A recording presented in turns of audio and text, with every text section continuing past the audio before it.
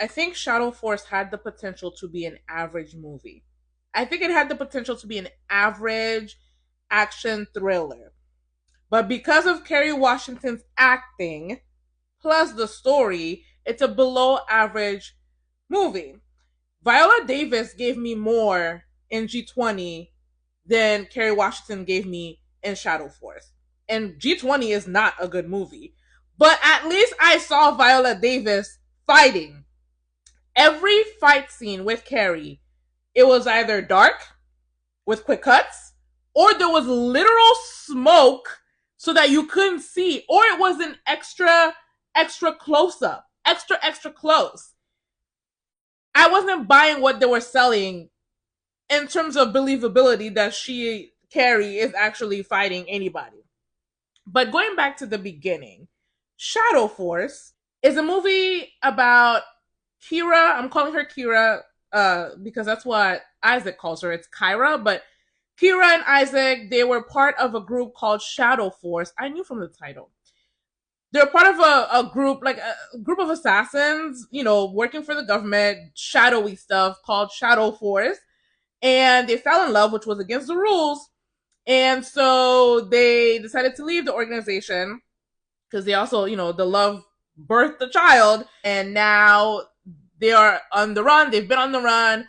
And now they gotta take out everyone who's part of the organization so that they can finally know peace. I want to see Omar Sy in an action movie by himself because he was the best part of the movie. He had the most potential, but he was hampered by Kerry and also by the plot. I don't usually like the whole my wife died and so that's why I'm doing this, but I think this movie would have been helped by his wife being dead and it just being him and his son. And I did like the son a lot. And maybe, over the course of getting his revenge, he meets and falls in love with a woman who is not played by Kerry Washington, and that's the love story. But let's get into some spoilers and talk about what is wrong with the movie. So it's a revenge plot on both sides, both Kira and Isaac.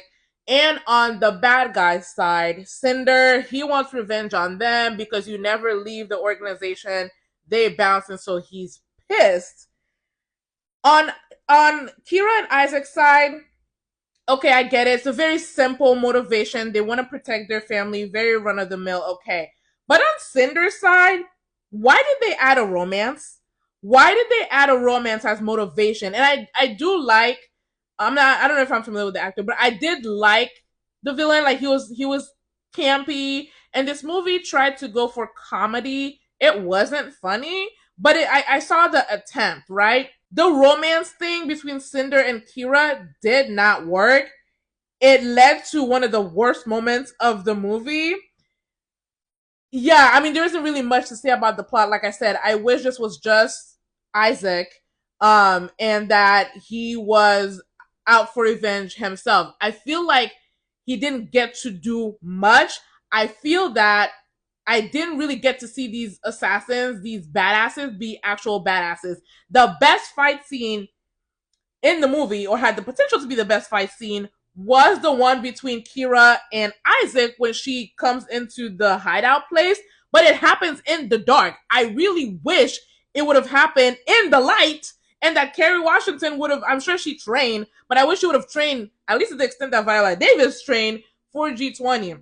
For an action movie, this movie skimmed on the action. There was not nearly enough hand-to-hand combat, and I love action adventure movies, action thrillers, action, like fight. I love movies where people are fighting, and this movie skimped on it. It was way too much shooting, not enough hand-to-hand combat.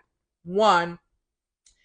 Two, they had this whole thing going where Kira is a better shot than Isaac. We never saw it. Never saw it. As far as him protecting the family, what leads them to Cinder, Kira abandoning the family to go find Cinder on her own after she told the child that she was not going to leave. It was so cheap. It was very much this needs to happen, so let's make it happen. It was such a dumb move on her part. I don't know why she thought that this man who had a bounty out on her and her family and wanted her husband and kid why did she think that he would just let her run up on him and not have something up his sleeve? That move did not give practiced killer. I think that Kira, the character, would have benefited from the child, Kai, not warming up to her right away. There was no evolution for her character. There was no personal storyline for Kira or for Isaac, really. It was just the A plot. There was no B plot in this movie.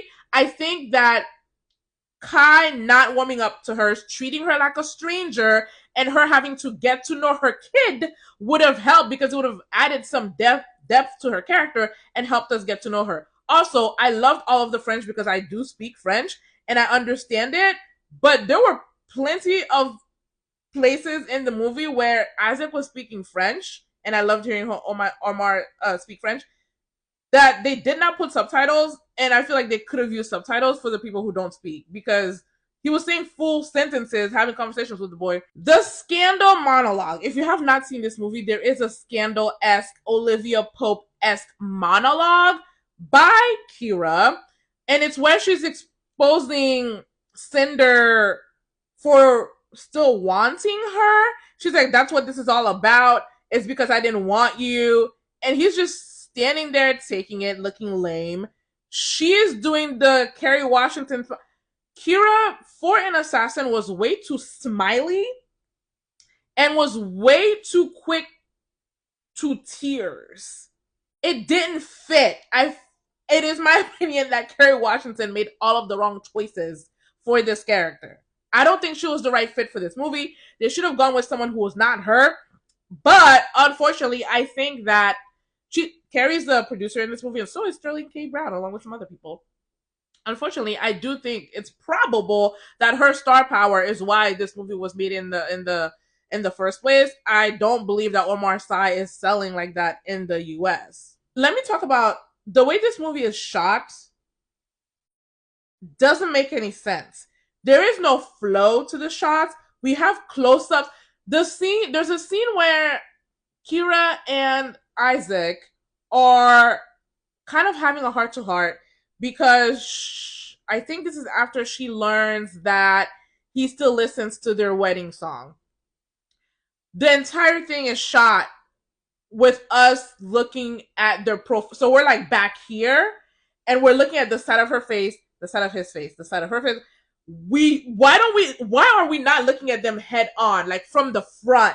Choices like that. There's a scene where they're practicing. It lasts for like a minute. They're practicing their shots, and that's where we learn that she's a better shot than him. We never see it. And it's a real close-up of his face, real close-up of, like, single shots. Close-up of his face, close-up, and it's supposed to be banter. It doesn't work. I don't think they had, like, super great chemistry. They set up, like, Isaac wears hearing aids, in case you haven't seen the movie, which I like. He has a disability, and he says that he's like Daredevil, but for him, it's like when he doesn't have his hearing aids is when he can focus, and when he's really on it, superhero level.